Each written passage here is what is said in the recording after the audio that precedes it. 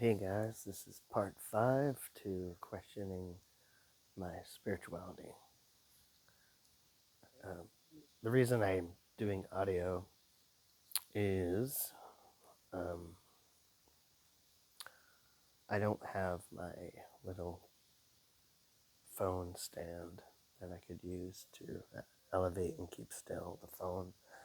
I'm not going to hold it by hand. No thanks. But it's also a bit more comfortable. I'm an introverted person, so hey, at least I can just, talk without having to show myself.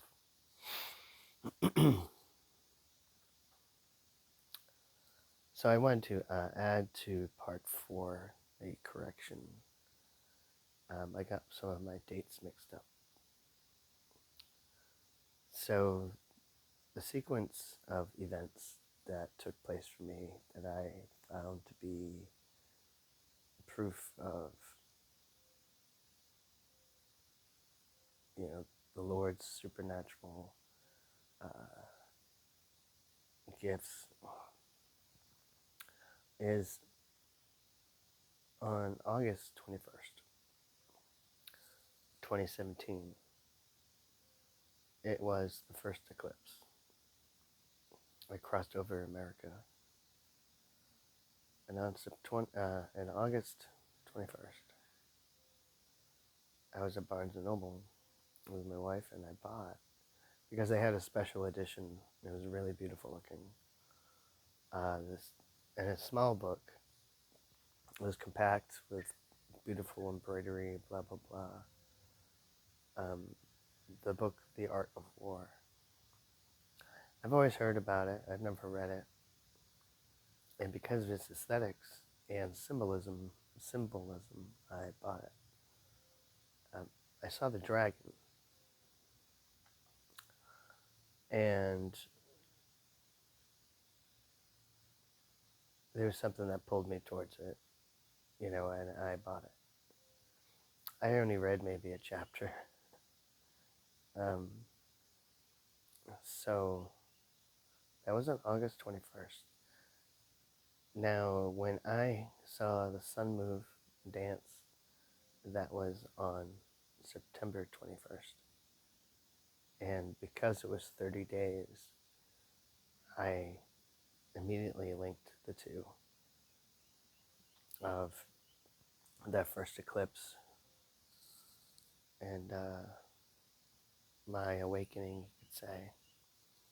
Or I wouldn't say it was awakening, because I already felt I was awake. But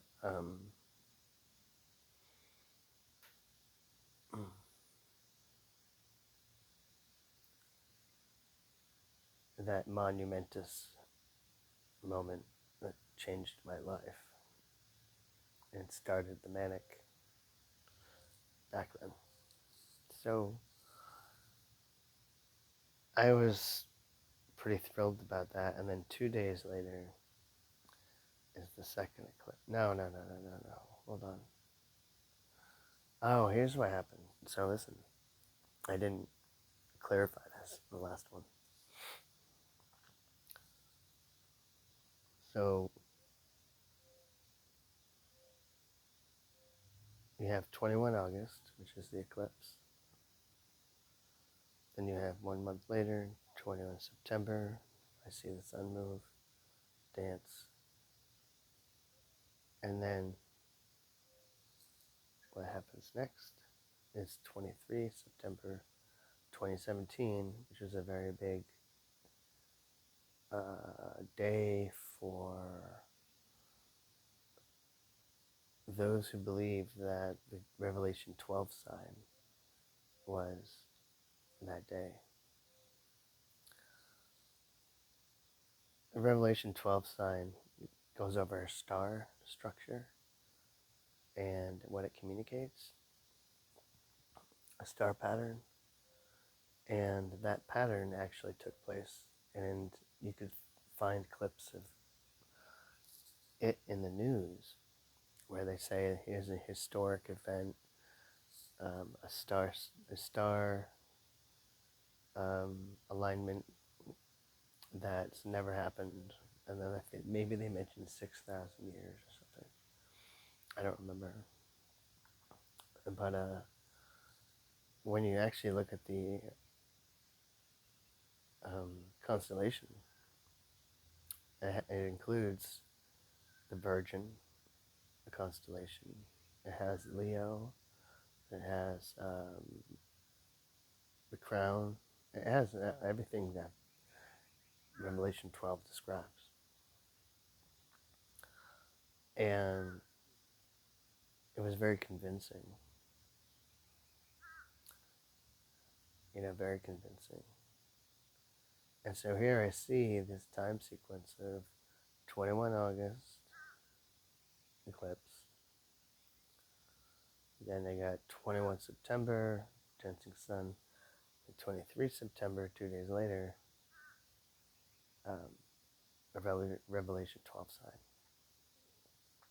And that really hooked me into that manic, that I was connected to Mary and all that.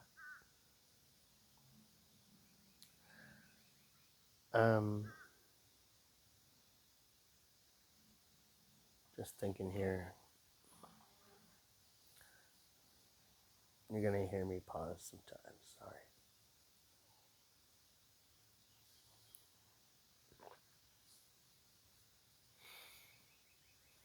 Mm.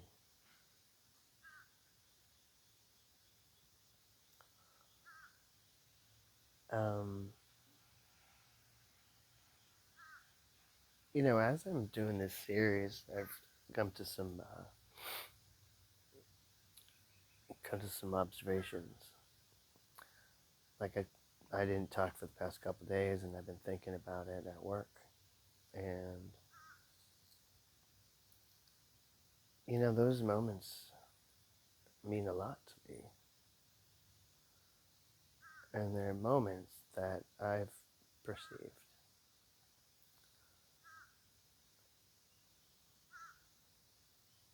Because of my condition, I suppose I equate things to other things, association. I do that. I see assimilation, similar things, and how they relate, and the symbolism of it. It does help me out in life. I don't really know. I should start looking. I think it's hard to say. I think that's something for me to really contemplate. Not right now. It would just take too long.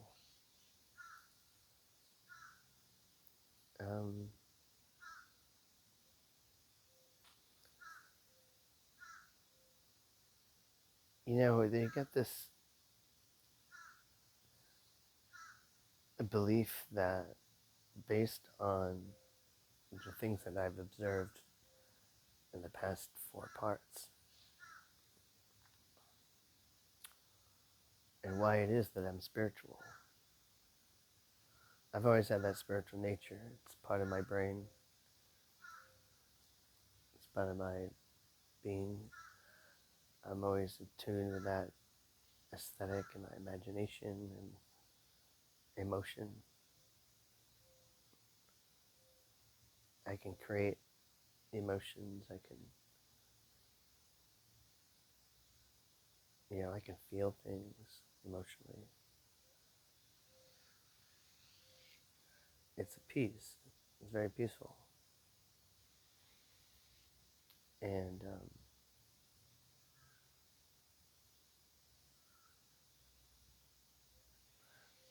there's that sense of belief, and what grounds me in it, especially towards God and Jesus.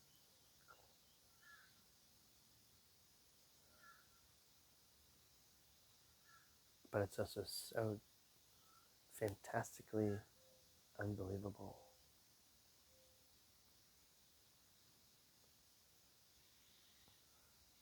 Especially when talking to people who are not spiritual in that nature, in that way. But those who do have faith,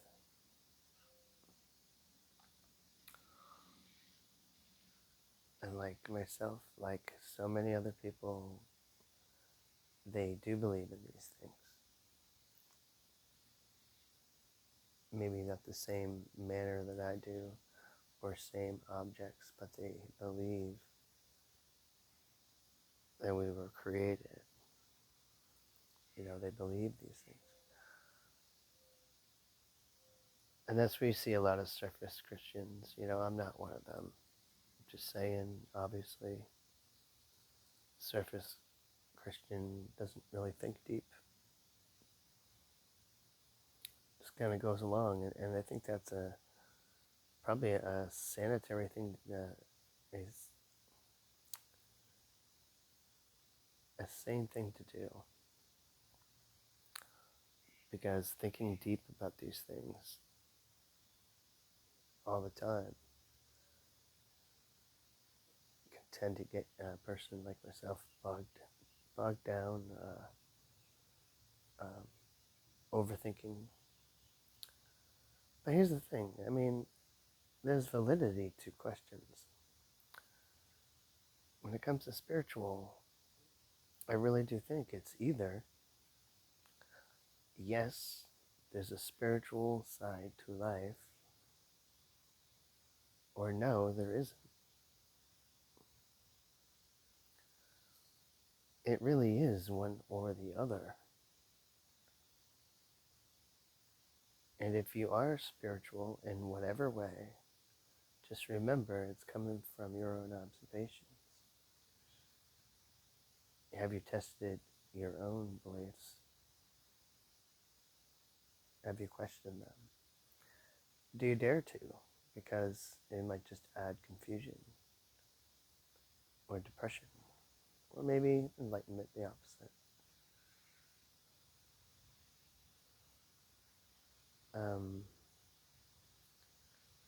We have our own spiritual perceptions. That's a very common, general thing to say, and it's true. Like, what is spiritual to us? One is, it's just our imagination. We are just a stimulus response, intelligent being, beyond anything on this planet. And we create our imaginations. We have an imagination to create these realities.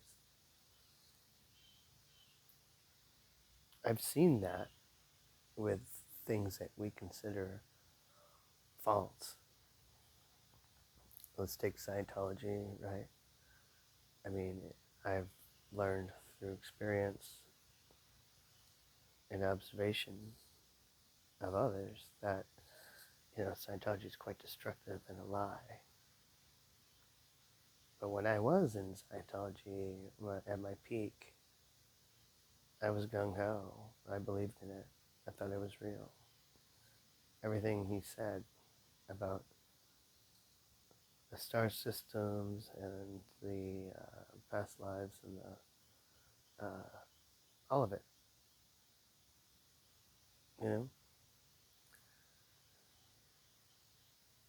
The moment when I knew it was a lie for real,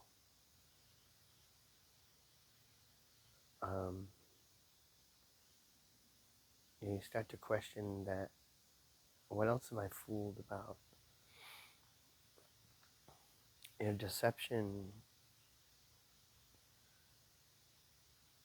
Deception is a powerful thing. Deception is blanket. And it has you not look at the truth. We can be deceived into believing something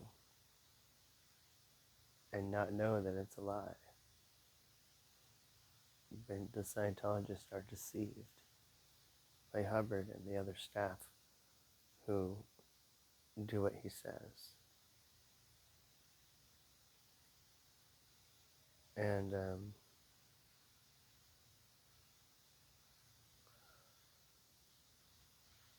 I like being spiritual.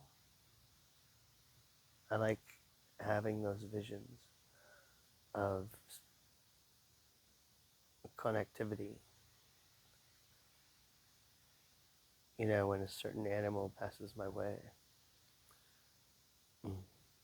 at times I get a communication.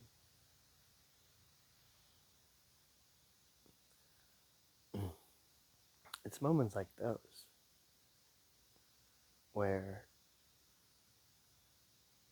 it's like you have to experience it for it to be real. It's one of those things that you have to feel to be true. To quote Tom Petty, the song Refugee. It's just one of those things that you have to feel to be true.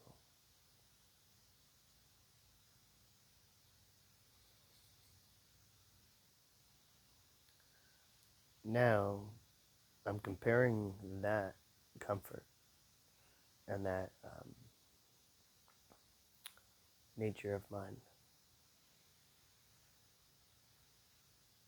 to the possible reality that it's just all physical. It's all mental for me, baby.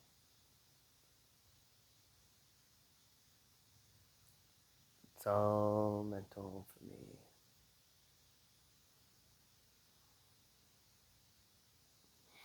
Is that true? It's pretty bleak, and that's the thing that's depressing about it. It's like,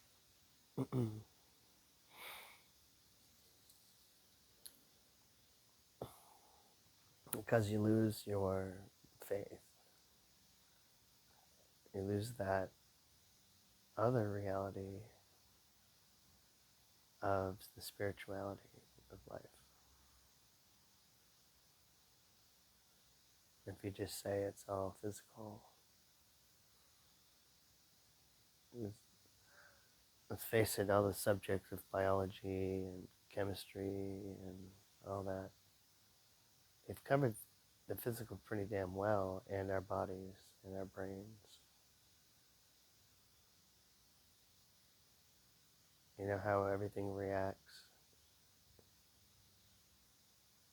The fact that we see things because of the reflections of light. The fact that light is reflecting off of these objects and we can see it. It's really trippy stuff when you look at the details.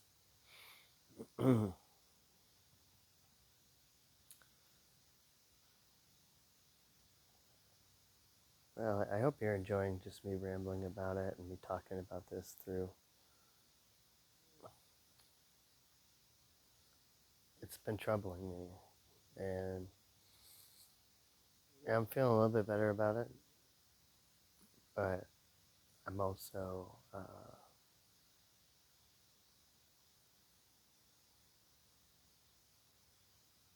little saddened by it because I still have hanging there, is it true?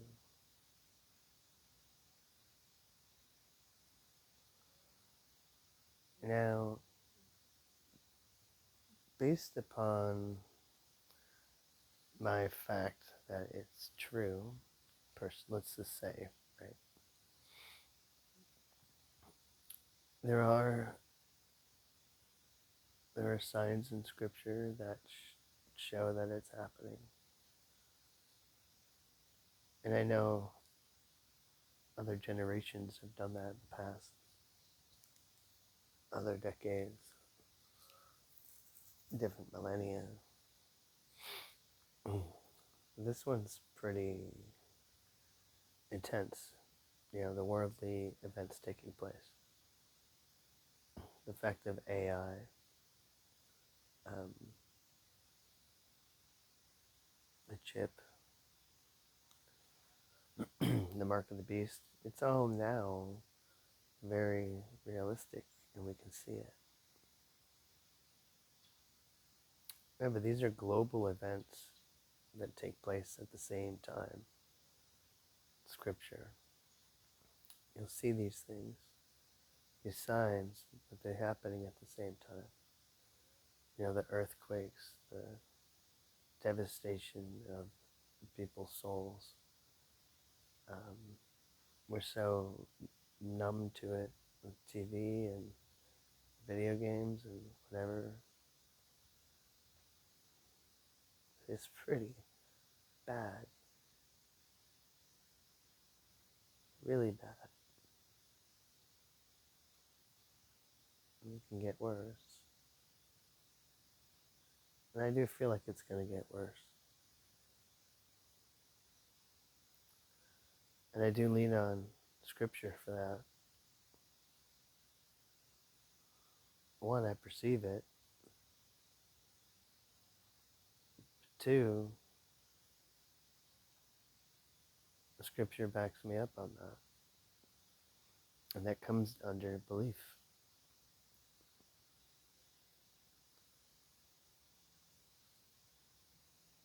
I mean, to really believe God is real, to really believe God is not real.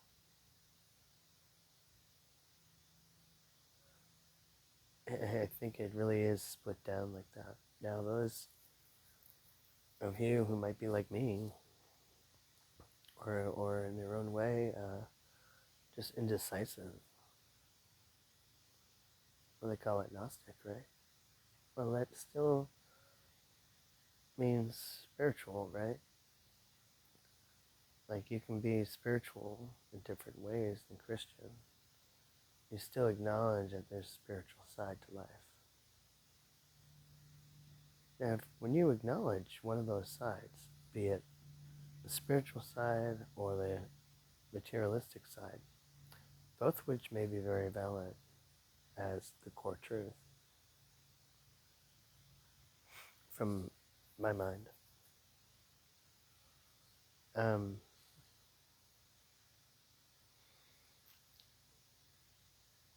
it's an umbrella to so many things. Okay, so if the spiritual exists, is there a hierarchy? There's a hierarchy in the ocean, even though, the shark is right up there, man, the whale. Who are the sharks and the whales in the spiritual realm? They're just in their position because of their size and might, what they do. A spiritual reality exists. Each spirit has their own strengths, right? I never heard of a philosophy where everyone's the same in the spiritual world.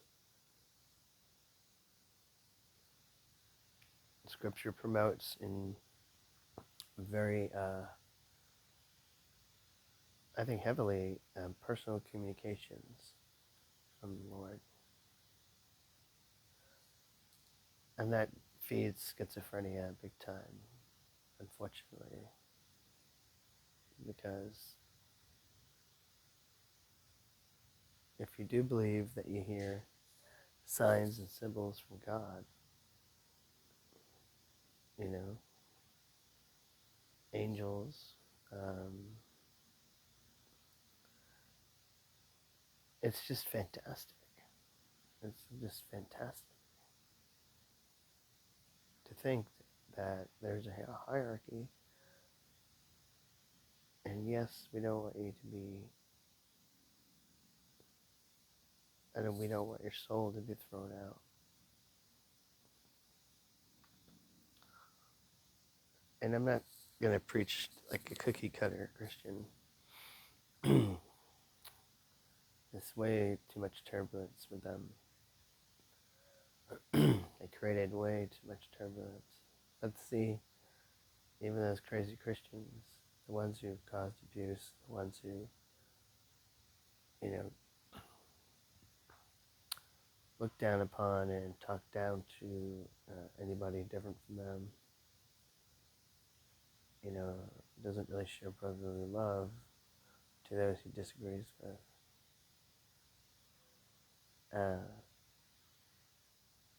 Especially in the spiritual area. It's like that was their reality, that was their belief. Stronger than mine? That's where it gets puzzling too. It's like, I got my views, I got my beliefs, but are they just crazy?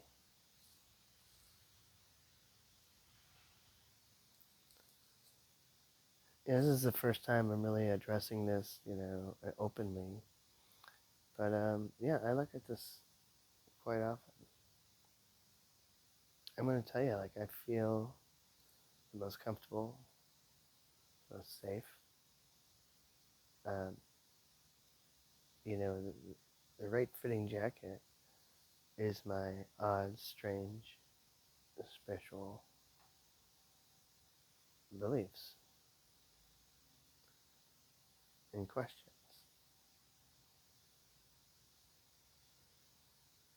I'm comfortable having them, and I'm still comfortable having them. Like in the past couple of days, I was thinking about this, and I'm like, I think I'm going to have this question for the rest of my life. I don't think I can ever escape it.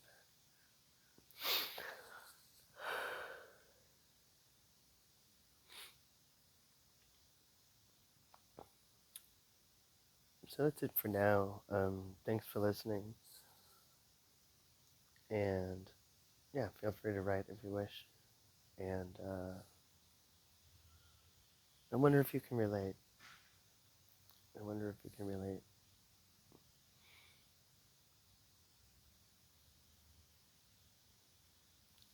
Okay, thank you.